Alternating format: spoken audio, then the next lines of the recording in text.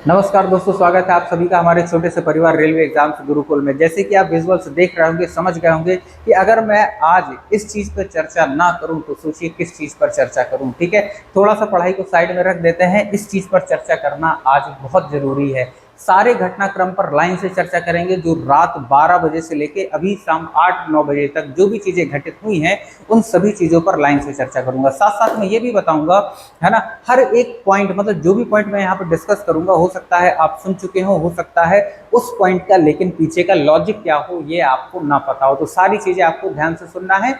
अब यहाँ पर देखिए, जो भारतीय सेना ने जो हमें ये तोहफा दिया है, ये इतिहास में सुनहरे अक्षरों में लिखा जाने वाला है।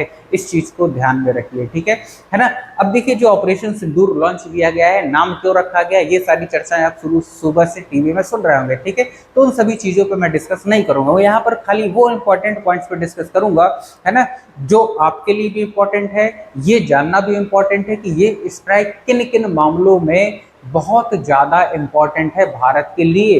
भारत ने यहाँ पर एक, आप ऐसा मान के चलिए, एक अपने लिए एक लाइन ड्रॉ कर दी है ना। जो लाइन भारत ने ड्रॉ की थी पुलवामा हमले के बाद या उरी हमले के बाद, जो लाइन एक ड्रॉ की थी सर्जिकल स्ट्राइक के द्वारा, है ना, तो उस स्ट्राइक को और आगे बढ़ा के एक और लाइन भारत ने ड्रॉ कर दी है, और ये लाइन हो सकता है अंतिम लाइन हो क्रॉस करने के लिए। बट ठीक है, अब देखिए मैं ऐसा क्यों बोल रहा हूँ। जिस तरह की स्ट्राइक भारत ने आज की है, एयर स्ट्राइक जो पाकिस्तान के ऊपर की है, जिसमें 9 पाकिस्तान के जो टेरर कैंप से उन्हें तबाह किया गया है, और ये वो टेरर कैंप से जहां पर आतंकवादियों को ट्रेनिंग दी जाती है। उसके बाद फिर कश्मीर के बॉर्डर वाले इलाके में, पीओके के बॉर्डर वाले इलाकों से उन्हें इन्फिल्ट्रेट, भारत में अंदर घुसेड़ा जाता है, या उन्हें भारत में किसी तरीके से छुप छुपा के भारत के अंदर आतंकवादी घटनाओं को अंजाम देने के लिए भेजा जाता है, ठीक है।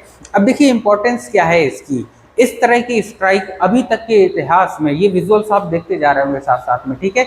इस तरह की स्ट्राइक अभी तक के इतिहास में केवल 2 देशों ने की है, ठीक है। पहले नंबर पे इजराइल, और दूसरे नंबर पे भारत। ऐसा मैं क्यों बोल रहा हूँ, क्योंकि आपको शायद पता ना हो कि दुनिया में, यानी कि पूरी दुनिया में एक कानून है, वॉर को लेके, युद्ध को लेके कानून बनाया गया है कि जब भी वॉर लड़ी जाएगी, चाहे वो एक देश में लड़ी जाए, 2 देश में लड़ी जाए, या कई सारे देश आपस में लड़ रहे हों, जब भी वॉर लड़ी जाएगी उन वॉर्स के कुछ नियम होंगे, ठीक है। उन वॉर्स के कुछ नियम होंगे, और वो नियम क्या होंगे, नियम कुछ ऐसे होंगे कि जैसे मान लो एक कंट्री दूसरे कंट्री के ऊपर हमला करेगी तो वो कहाँ कहाँ पर हमला नहीं कर सकती। ये नियम ऑल ओवर वर्ल्ड काम करते हैं। तो कहाँ कहाँ पर हमले नहीं कर सकती, एक तो किसी स्कूल में हमला नहीं कर सकती है, दूसरा अस्पतालों में हमला नहीं कर सकती है, तीसरा किसी टेम्पल्स वगैरह या मतलब जहां पर पूजा पाठ होती है वहां पर हमले नहीं कर सकती है, ठीक है। तो ये वो 3 जगह थी जहां पर कोई भी देश किसी भी देश के ऊपर हमला नहीं कर सकता। इस चीज को, इस बैरियर को सबसे पहले पार किया था इजराइल ने, ठीक है। इजराइल ने जब गाजा पर हमला किया तो वहां पर जो गाजा में आतंकवादी संगठन है, हमास है, उन्होंने अपने सैन्य ठिकाने बना लिए थे, मस्जिदों के नीचे बना लिए थे, बंकर्स बनाकर, ठीक है। सोचिए उनके दिमाग में क्या था, हमास के दिमाग में क्या था कि अगर हम मस्जिद के नीचे अगर कैंप बना के रहें, या मस्जिद के नीचे अंडरग्राउंड सुरंग बनाकर रहें, तो जो देशों के बीच में करार है कि हम किसी भी देश के टेम्पल्स में, है ना, या स्कूल्स में हमला नहीं करेंगे, तो इजराइल हमारे ऊपर मिसाइल नहीं गिराएगा, है ना। वो अन्य कहीं जगह पर जमीन पर या कहीं भी फेंकता रहेगा या मिसाइल डालता रहेगा, लेकिन मंदिर, यानी कि जो मंदिर हैं, मस्जिद हैं, या स्कूल हैं, या अस्पताल है, वहां पर मिसाइल नहीं गिराएगा। तो हमास ने क्या किया था, अपने जो टेरर कैंप से या छुपने की जगह जो उन्होंने बनाई थी, तो मस्जिदों के नीचे बनाई थी, स्कूलों के नीचे बनाई थी, और अस्पतालों के नीचे अंडरग्राउंड बनाई थी, ठीक है ना। जब इजराइल को पता चला कि ये लोग कहाँ कहाँ पर छुपे हुए हैं, इनमें यही तीनों प्लेस आ रहे हैं जो कि वर्ल्ड वाइड बैन है, यहाँ पर कोई भी देश हमला नहीं करेगा, तो इजराइल ने इस बैरियर को पार किया। अब चूंकि उन आतंकवादियों को मारना था, इसीलिए इजराइल ने वहां पर उन प्लेसों में, यानी कि वहां पर मस्जिद में भी बम गिराए, स्कूल्स में भी बम गिराए, और अस्पतालों में भी बम गिराए, ठीक है ना। अब यहाँ पर भारत ने सेम टू सेम वही स्टेप किया है जो कि इजराइल ने किया था। भारत ने यहाँ पर जो टेरर कैंप चल रहे थे, ठीक है, तो मस्जिद के पास में या मस्जिद के साथ में जिन्होंने कनेक्ट करके अपने टेरर कैंप्स स्टार्ट किए थे या चल रहे थे, पहले से चल रहे थे, है ना। और उसके बाद जो मतलब स्कूल के बगल से बने हुए थे, तो यहाँ पर हमला करने वाला भारत दूसरा देश बन गया है। बात ठीक है ना। यानी दो ऐसे देश, पहले नंबर पे इजराइल और दूसरे नंबर पे इस तरह की खतरनाक स्ट्राइक करने वालों में भारत का अब नंबर दूसरा हो गया है, ठीक है ना। ये बात वो बात है, समझ लीजिए कि इस तरह की स्ट्राइक्स इतिहास में बहुत कम देखी जाती हैं, और ये एक वो पैमाना सेट कर देती है कि भारतीय सेना किस लेवल पर तैयार है ना। यानी भारतीय आर्मी की जो तैयारी है, चाहे वो इंडियन एयरफोर्स हो, चाहे इंडियन आर्मी हो, चाहे नेवी हो, किस लेवल पर उनकी तैयारी है, ये लेवल का एक नया लेवल सेट हो जाता है ना, बड़ा पैमाना सेट हो जाता है। अब यहाँ पर देखिए पाकिस्तान पूरी तरह से बैकफुट पर है। क्यों है? क्योंकि अब पाकिस्तान, अब देखिए जब पहले इंडियन आर्मी ने जो स्ट्राइक की थी, एयर स्ट्राइक की थी, तो उसमें फिर पाकिस्तान वालों ने क्या बोला था कि कुछ दरख्त गिरे हैं, कुछ कौवे मरे हैं, यही बोला था, ठीक है ना। भारत में भी कई सारे लोगों ने सबूत मांगे थे कि हमला कहाँ हुआ है, हमला कहाँ हुआ है, कितने लोग मरे हैं, है ना, पेड़ गिरे हैं, खाली कौवे मरे हैं, तो है ना। अब यहाँ पर पता चलेगा, क्यों पता चलेगा? दूसरा मायना, ठीक है। पहला मायना ये स्ट्राइक इंपॉर्टेंट क्यों है, दूसरा दूसरा पॉइंट ये कि इस स्ट्राइक में भारत ने कहां कहां किन किन जगहों को ठिकाना बनाया है ना। तो दूसरे पॉइंट में आप देखोगे जो लोग, है ना, यहाँ तक कि पाकिस्तान प्रोपेगेंडा चलाता था कि भारत ने तो खाली पेड़ उखाड़े हैं या पेड़ जलाए हैं, जंगल में बॉम्ब फेंक के भाग गए हैं, या फिर मतलब कौवे मरे हैं, इस तरह की बात की थी इन्होंने, ठीक है। यहाँ पर जो भारत ने जो स्ट्राइक की है, इसमें निशाना बनाया गया है उन टेरर कैंप्स को जो सिटीज के बीच में है या उनके पास में है, यानी जहां पर आदमी, यानी कि जो सिविल है वो रहते हैं, ठीक है। अब सिविल रहते हैं, उनके पास में अगर कोई टेरर कैंप चल रहा है, और ये इंपॉर्टेंट टेरर कैंप्स हैं, ठीक है ना, इंपॉर्टेंट, मसूद अजहर का इंपॉर्टेंट टेरर कैंप है। मसूद अजहर की खुद की एक मस्जिद थी जिसके ऊपर बम गिराया गया है ना, जहां पर मिसाइल अटैक हुए हैं, वहां पर 4 से 5 मिसाइल अटैक एक साथ हुए हैं, और मसूद अजहर के भी घर के 14 लोग, है ना, शहीद हो गए हैं, ठीक है। अब शहीदी बोलोगे, क्या बोलोगे, है ना, गए तो नरक में ही होंगे, बोलेंगे हम शहीद, ठीक है, कि वो कहाँ चले गए हैं, बिल्कुल नरक में चले गए हैं, ठीक है ना। यहाँ पर उसे पता चलेगा कि उसने भारत में कितने मासूम लोगों के घर उजाड़े हैं, ठीक है ना। जब खुद का परिवार मरता है तब पता चलता है आदमी को कि कितना बड़ा दुख झेलना पड़ता है, ठीक है ना। तो मसूद अजहर को जैसे ही पता चला एयर स्ट्राइक में, उसके परिवार के, उसके सगे परिवार के 14 लोग, जिसमें उसकी 4 बीवियां, है ना, 10 बच्चे, पता नहीं कितना टाइम मिल जाता है इन्हें, ठीक है। तो सोचिए 4 बीवी 10 बच्चे, है ना, ये, और भाई भी था एक शायद, वो, हाँ भाई भी था कन्फर्म है ना। तो वो सारे मतलब मारे गए हैं, है ना, और सारे नर्कवासी हो चुके हैं, ठीक है। तो मसूद अजहर सुबह सुबह निकल के आता है और मीडिया में बोलता है, बेसिकली खुद निकल के नहीं आता, एक लेटर जारी करता है, और पता नहीं मसूद अजहर ने निकाला है या फिर जो पाकिस्तान की आर्मी है उसने निकलवाया है प्रोपेगेंडा के लिए, ठीक है। हो सकता है मसूद अजहर भी शहीद हो गया हो, ठीक है, या नर्कवासी हो गया हो, नर्कवासी बोलना ज्यादा सही है, ठीक है। लेकिन मसूद अजहर को बेसिकली शिफ्ट कर दिया गया था किसी सेफ जगह पर, जहां भी शिफ्ट किया गया हो, लेकिन भारत ने ठाना है कि बिल्कुल एकदम तड़पा तड़पा कर ही मारना है। सबसे पहले इसे मतलब मसूद अजहर को मारने से क्या होगा, पहले उसे बताओ कि जो उसने भारत में किया है उसकी वजह से कितना दुख होता है। तो मसूद अजहर का जब लेटर सामने आता है, उसमें मसूद अजहर लिखता है कि मेरे परिवार की जगह अगर मेरी मृत्यु हो जाती तो ज्यादा सही था, है ना। तो जब खुद के परिवार के लोग मरते हैं तब पता चलता है कि कितना दुख झेलना पड़ता है लोगों को, ठीक है ना।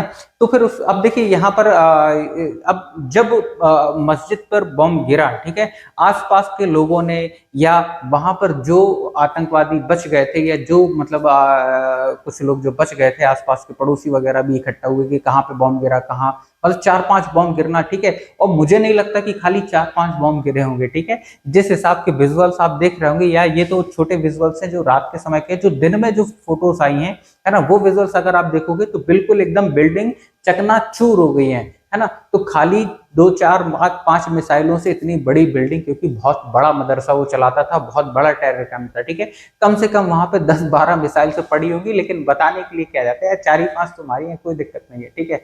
तो वहां पर पूरा एकदम मतलब बिल्कुल मिट्टी में मिल गई हैं चीजें, ठीक है। अब यहाँ पर देखिए जैसे ही पाकिस्तान के आम लोगों ने वो वीडियोस बनाकर सोशल मीडिया में डाले, जिनके विजुअल्स हम लोग आज चला रहे हैं, ठीक है। अब कोई भी आदमी ये नहीं कह सकता या ये नहीं पूछ सकता कि भैया सबूत दे दो, ठीक है। क्यों? क्योंकि सबूत तो खुद पाकिस्तानी दे रहे हैं, पाकिस्तान के आम लोग दे रहे हैं उस चीज को सोशल मीडिया में अपलोड कर कर, ठीक है ना।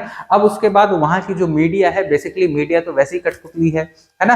तो पाकिस्तान की जो मीडिया है वो भी विजुअल्स दिखा रही है, लेकिन वो लिमिटेड सोर्सेस के आधार पर दिखा रही है। लेकिन वहां की आम जनता जो वहां पर मौजूद है, इसीलिए बीच में बॉम्ब गिराए गए हैं। जो जो पाकिस्तान के अंदर सिविल एरिया के आसपास जो टेरर कैंप्स थे, वहां पर बॉम्ब गिराए गए हैं, ताकि अगर कोई सबूत मांगे तो वहां पर रहने वाले लोग ही उसे सबूत दें कि देखो भैया हमारे घर के बगल में ही बॉम्ब विस्फोट हुआ है, ठीक है। अब देखिए मजा तो इसमें खूब आ रहा है, लेकिन यहाँ पर देखिए मजा लेने की बात भी, आज एनवायरमेंट का दिन है, बढ़िया मतलब दिवाली है ना, गर्मियों में दिवाली का मौसम है, ठीक है। सुबह सुबह से बॉम्ब मतलब पटाखे छूटना भारत में चालू हो गए, मिठाई बटना चालू हो गई, ठीक है। लेकिन यहाँ पर एक कमी और रह गई है, ठीक है। कमी और रह गई है, क्या कमी रह गई इस चीज पे लास्ट में डिस्कस करूंगा, ठीक है।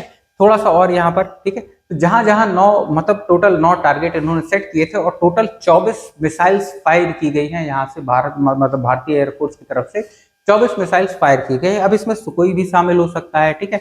मतलब जो भी मतलब फाइटर जेट शामिल हुए, ये जब ऑफिशियल जानकारी आएगी तभी आपको पता चल पाएगा, ठीक है ना। लेकिन ब्रह्मोस मिसाइल का यूज हुआ है नहीं हुआ है, ये भी जब ऑफिशियली पता चलेगा, मतलब जब प्रेस रिलीज जारी की जाएगी इंडियन आर्मी के द्वारा, ठीक है, या भारतीय एयरफोर्स के द्वारा या गवर्नमेंट के द्वारा, तभी हमें इस चीज के बारे में जानकारी मिल पाएगी, ठीक है। अब देखिए जो अब बात मतलब सबूत तो अब कोई मांगेगा नहीं, ठीक है। क्यों नहीं मांगेगा, है ना। क्यों? क्योंकि वहां के पाकिस्तान के खुद के लोकल लोग ही सारी चीजें सोशल मीडिया पर अपलोड कर रहे हैं, वहां की खुद की मीडिया वहां पर अपलोड करती जा रही है, ठीक है ना। अब उसके बाद तीसरा पॉइंट आ जाते हैं प्रोपेगेंडा पे। प्रोपेगेंडा कैसा चला पूरा दिन? पूरा दिन प्रोपेगेंडा इस हिसाब से चला कि पाकिस्तान में जैसे ही मतलब रात को 12:30 बजे के आसपास से बॉम्ब ब्लास्ट या मिसाइल्स वहां पर मतलब गिरने लगी, ठीक है। तो पाकिस्तान ने एक न्यूज जारी किया, पाकिस्तान का जो ऑफिशियल जो उनका इंडियन आर्मी का जो हैंडल है ना, और उनके कुछ पत्रकारों ने सोशल मीडिया पर न्यूज वायरल करना चालू की कि उन्होंने भारत के कई सारे प्लेन्स गिरा दिए हैं मारकर, उन्हें अंदर नहीं घुसने दिया गया है, ठीक है ना। बेसिकली राफेल की बात कर रहे थे कि पहले उन्होंने डाला, एक फोटो डाला राफेल का, जलता हुआ मतलब जलता हुआ राफेल है ये, है ना, और इसे पाकिस्तान की आर्मी ने, एयरफोर्स ने गिरा दिया है, ठीक है ना। अब यहाँ पर देखिए जो अब उसके बाद ट्विटर में, यानी कि जो ट्विटर के हैंडल में उन्होंने ये पोस्ट डाला था, खुद ट्विटर ने उसके नीचे डिस्क्लेमर लगा दिया है, ठीक है ना। मतलब उसके नीचे लगा दिया है कि ये जानकारी फेक है ना, और ये जो आप फोटो दिखा रहे हो ये आज से कई साल पुरानी है, यानी कि 2-3 साल पुरानी है। और ये फोटो खुद पाकिस्तान का ही जो एक F-16 जो पाकिस्तान में गिरा था, है ना, उसका जला हुआ मलबा दिखाया जा रहा है राफेल नाम ऐड करके। तो पाकिस्तान ने जो प्रोपेगेंडा चलाया, इसमें बेसिकली जो ट्विटर है, ट्विटर ने काफी ज्यादा हेल्प की उस प्रोपेगेंडा को उजागर करने में। उसने नीचे डिस्क्लेमर में जितने भी ये पोस्ट डालते गए, नीचे डिस्क्लेमर में वो लिखता चला गया, है ना, डिस्क्लेमर एक देता चला गया, मतलब एक वार्निंग टाइम में दे दिया जाता है कि जैसे अगर वो पोस्ट मेरे पास आया तो उसके नीचे वो लिखा रहेगा, ऑफिशियली ट्विटर के द्वारा लिख दिया जाता है, डिस्क्लेमर दे दिया जाता है कि ये जानकारी फेक है ना, ये फोटोज फेक है, ये फोटोज इतने साल पुरानी है, ये फोटोज इस कंट्री की है, इस समय की है, वो सारी चीजें नीचे लिख देता है, ठीक है। अब इनका ये गुब्बारा तो हो गया फुस, ठीक है। नहीं तो सुबह 3 बजे खबर आती कि उन्होंने एक राफेल गिरा दिया, फिर सुबह 6 बजे होते होते 5 गिरा दिए थे उन्होंने राफेल, ठीक है। अब वहां की पब्लिक बोलने लगी कि भैया थोड़ा कम गिराओ, है ना, थोड़ा कम गिराओ, ज्यादा गिरा दिए तो कहीं ऐसा ना हो कि हमारा पूरा देश ही गिर जाए, ठीक है।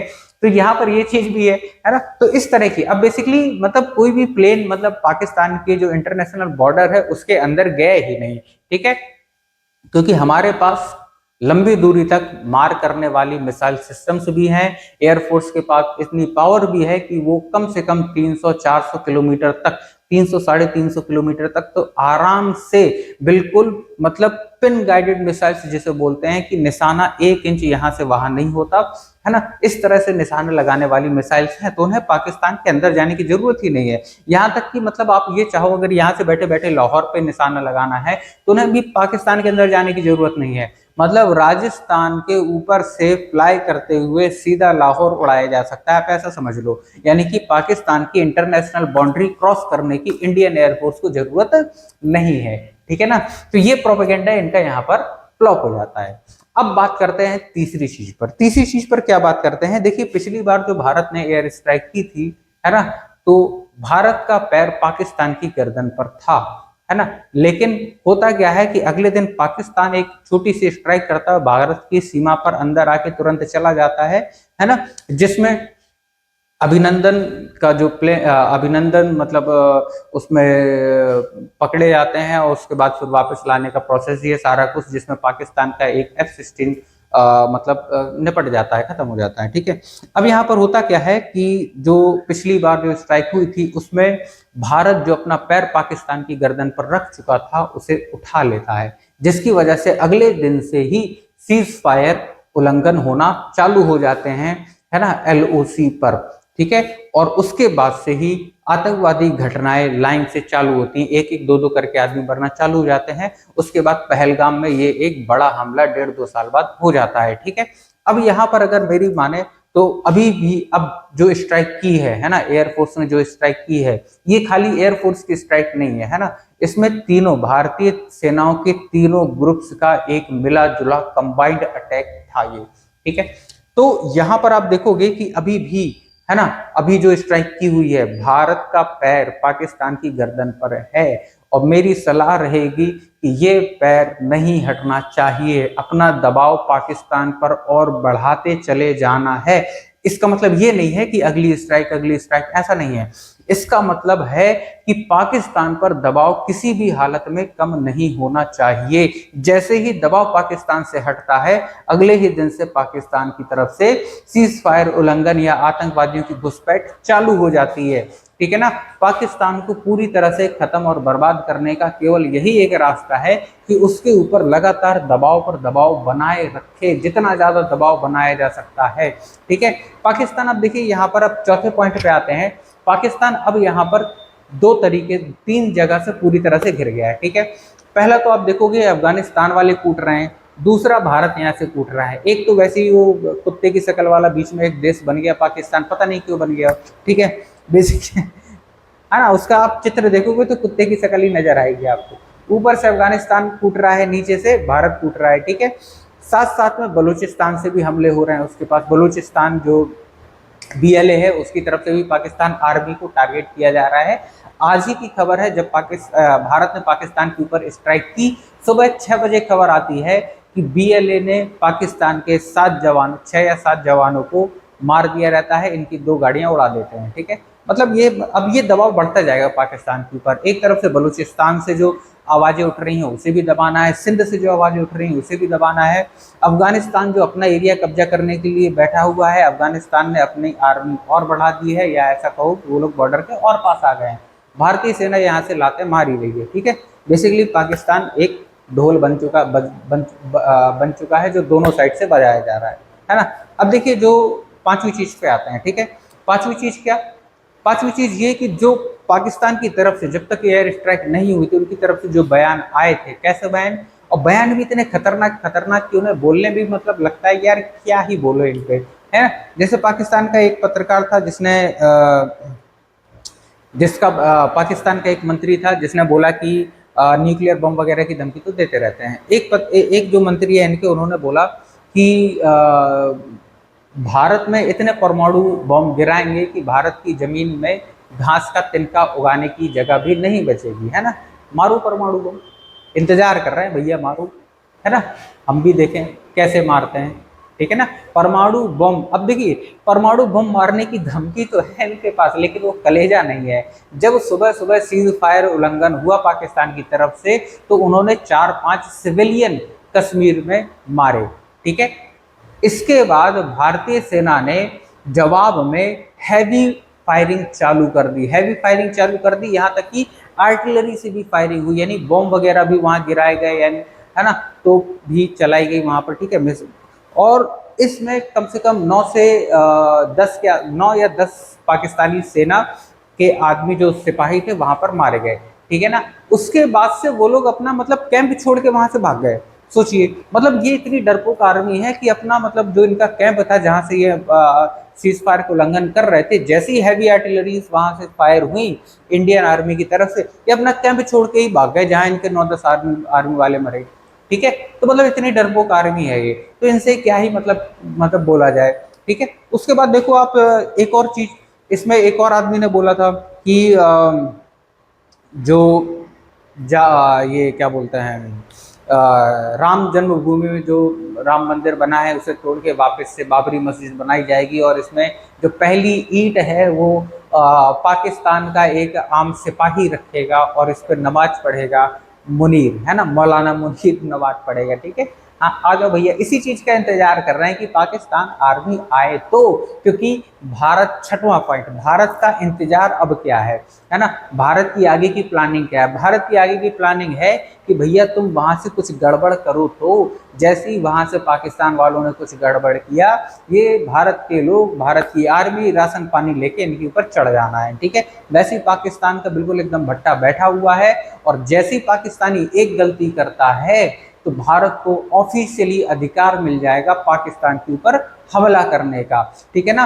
अब जैसे ही हमला करने का अधिकार मिलेगा पाकिस्तान की गलती के बाद, तो आप ये मान के चलो कि पूरा मतलब कश्मीर का जो पीओके वाला हिस्सा है वो भारत के अंदर ऑटोमेटिक आने में ज़्यादा टाइम नहीं लगेगा, और साथ साथ में बलूचिस्तान अलग होने की कगार पर पूरा है। मतलब ऐसा समझो कि बलूचिस्तान प्रेग्नेंट है, लास्ट महीना चल रहा है ना, प्री मैच्योर डिलीवरी भी हो सकती है, यानी 9 महीने में डिलीवरी हो सकता है 7वें 8वें महीने में बच्चा हो जाए, ठीक है। तो जो बलूचिस्तान है वो भी आज़ाद होने के कगार पर ही है ना।